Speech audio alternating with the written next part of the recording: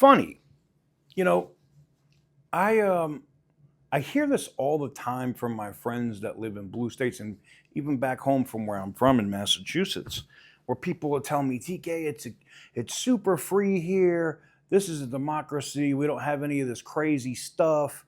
You know, there's not a ton of guns here. You don't have to worry about all that stuff. And I'm like, huh, interesting. But it's so free that they'd put you in jail for modifying your exhaust. Huh.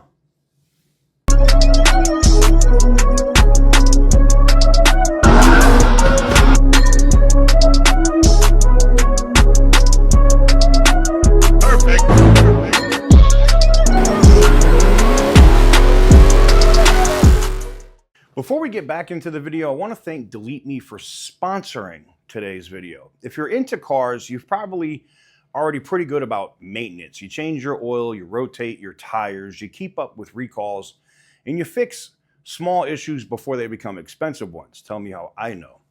I think online privacy is a lot like preventative maintenance on your cars, right? Most people don't realize how much personal information is floating around online, right? Until something happens, whether it's identity theft, scam calls. You ever get those, I'm calling you about your extended warranty? You get phishing attempts, or simply discovering that your home address and phone number are publicly searchable, which is kind of concerning.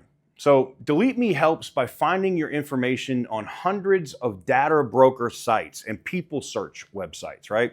They submit removal requests on your behalf, saving you all kinds of time and continuing to monitor over time. So if your information shows up again, they work to remove it again. So here's my latest report. I'm going to cut to it so you can see it from Delete Me. So it's one of those things that isn't very exciting to think about, but it's something I'm glad someone else is handling for me. It saves me a ton of time and also keeps my personal information off the internet, which is huge. If you want to clean up what's out there on you, go to joindeleteme.com/TK Garage and use code TK Garage at checkout for 20% off. You can also use the QR code that you see on the screen for the entire time to get you over there as well. Now, let's get back to it. Major shout out to our sponsors, Delete Me, for sponsoring today's video. But yeah, man, I love to hear that from people when they're from California, Massachusetts, and even in some cases, Colorado now. You know, Washington State, Oregon. And I feel bad because the only part of Oregon that's really like that is literally Portland. The rest of the state isn't retarded. So when I see stuff like this, it gets my attention. But I happen to be scrolling across Instagram when I saw this very interesting video. You know, and it's not an American car. It's a guy in a GTR or whatever, I guess. And there's some commentary here with it. But I want you guys to listen to this closely. You're probably going to get a ticket for the exhaust. When? Today? Today. Yeah. Oh, okay.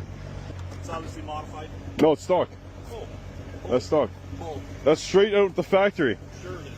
Funny how most progressive states out there, the ones that are talking about rights and the Constitution and democracy, are the ones where you can't even change your exhaust on your car without getting a ticket, without getting pulled over, without having your car impounded, because God forbid a man has hobbies.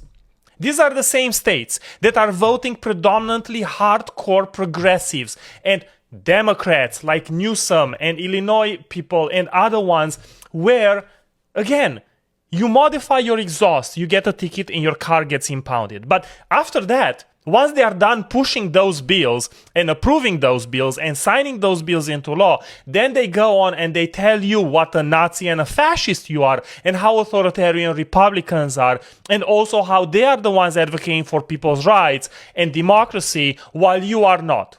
While, again, you can't even change your exhaust in California without getting your car impounded. So yeah, I guess freedom is, or being free or having the right to do things with your own property and having actual freedom. I guess that's a construct, or maybe it's a thing if they think you're allowed to have it. That's not really freedom. We call that tyranny. But yeah, you guys in the blue states keep believing that you're free, because you're not. You're absolutely not. And I know what they're going to say. Well, I drive a Tesla. I drive a Chevy Bolt. I'll never modify my exhaust. Yeah, I know. You might bend over and take one in the ass too, but that's not my business. I don't care. You know, I absolutely don't care.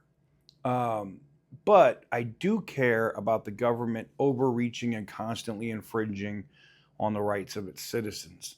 And I think it's interesting to see what's going on. I do. And I'm glad to see that the president is moving things in the right direction, and just in terms of the emissions and everything else. And it's allowing us to get back to having cool cars and cars that people actually want, not this electric bullshit. So, and before someone gets in my comment, oh, he just hates EVs. I've owned Teslas. I've owned electric BMWs. I've owned the Fisker Calmer. I've owned so many damn EVs. Miss me with that bullshit. I don't hate them. I still own an i3. I own electric vehicles, so I don't hate on them. I just laugh at the monikers that are attached to them. Anyways, let me know what you guys think about this one in the comment section down below. Give the video a big thumbs up if you like what I do. Hit the subscribe button if you haven't already. And as always, stay petty, my friends.